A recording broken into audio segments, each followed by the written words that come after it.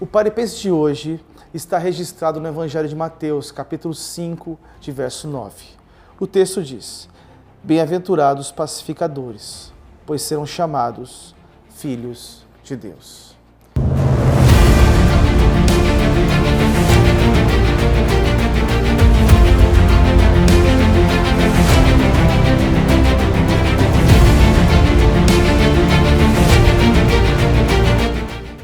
Existem cerca de 400 referências sobre paz na Bíblia.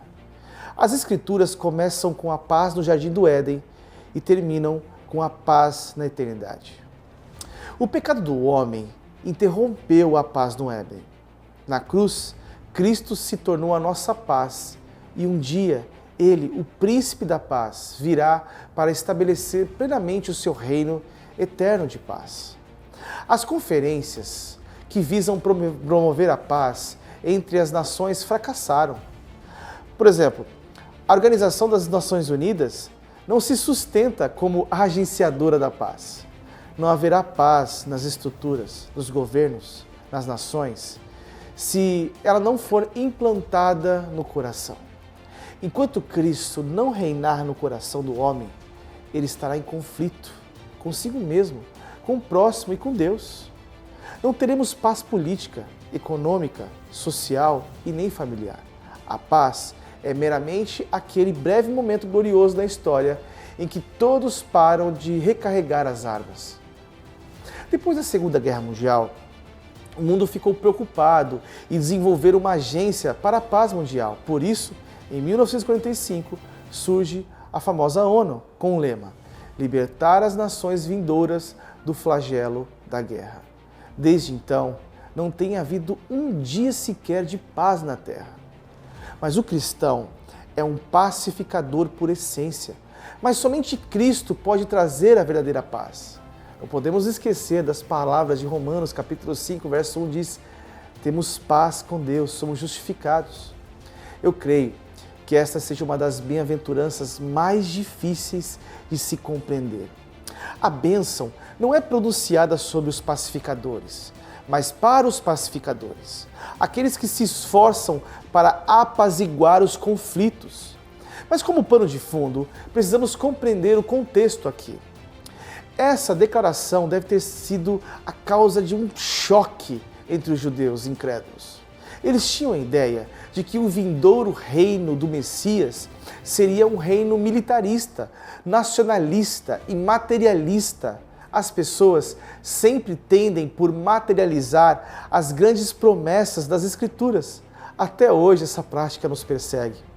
Os judeus, eles pensavam que quando o Messias chegasse, haveria de firmar-se como um grande monarca, o qual haveria de libertá-los de toda a escravidão e que levaria os judeus acima de todos os demais povos, através de que se tornasse a eles a raça conquistadora e predominante. E foi então que Jesus enunciou essa bem-aventurança sobre o princípio espiritual. Mas pense comigo, por que há tantas guerras no mundo? Por que se mantém essa constante tensão internacional? O que há com este mundo? Porque já tivemos 2 guerras mundiais no século XX. E por que essa ameaça de novas guerras, além de toda essa infelicidade, turbulência e discórdia entre os homens? Só existe uma resposta para essa indagação: o pecado. Nada mais, somente o pecado. Eu não quero aqui neste vídeo tratar sobre a doutrina do pecado. A explicação para todas as nossas dificuldades é a concupiscência, a cobiça, o egoísmo, egocentrismo dos homens. Essa é a verdadeira causa de toda dificuldade e discórdias, sem importar se isso envolve indivíduos, grupos dentro de uma nação ou nações entre si. E ninguém jamais pode começar a entender o problema do mundo moderno a menos que aceite a doutrina neotestamentária do homem e do pecado. Mas você pode se perguntar, e na prática, como se vive um pacificador? Vamos lá. O pacificador é um homem que não fala mal a respeito de outras pessoas quando elas se mostram ofensivas ou problemáticas. Ele não comenta por que elas agem dessa forma. Pelo contrário, ele pensa assim: Por que essas pessoas continuam com o Deus deste mundo, aquele espírito que agora atua nos filhos da desobediência? O pacificador entende que essas pessoas são vítimas do seu próprio eu, de Satanás. Infelizmente, essas pessoas estão a caminho do inferno. Quando você começa a ver as pessoas por este prisma, você está em posição de ajudá-las e ter paz com elas. O pacificador só tem um único e grande objetivo: a glória de Deus entre os homens. Essa era a única preocupação de Cristo Jesus. O maior interesse do pacificador é ver a glória de Deus. Ele passa a vida pensando nisso. O pacificador é o homem que se dispõe a deixar-se humilhar e que está pronto para fazer de tudo ou qualquer coisa a fim de que a glória de Deus seja promovida. Inclusive, ele está até disposto a sofrer por isso. Está até disposto a sofrer ofensas e injustiças, a fim de que a paz seja estabelecida entre os homens e a glória de Deus. O cristão deve pensar assim: o que realmente importa é a glória de Deus e a manifestação desta glória entre os homens. Então pare e pense.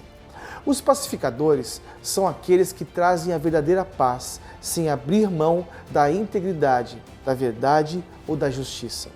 A paz que passa por cima da justiça já arruinou a igreja e muitas vezes a história.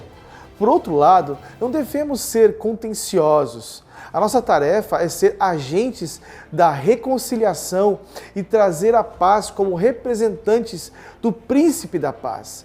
Mesmo que isso seja complicado e difícil, que Deus nos torne conhecidos como indivíduos e misericordiosos que buscam ser puros de coração e agentes da paz. Hoje foi mais um Pare e Pense. Espero você no próximo vídeo. Que Deus te abençoe.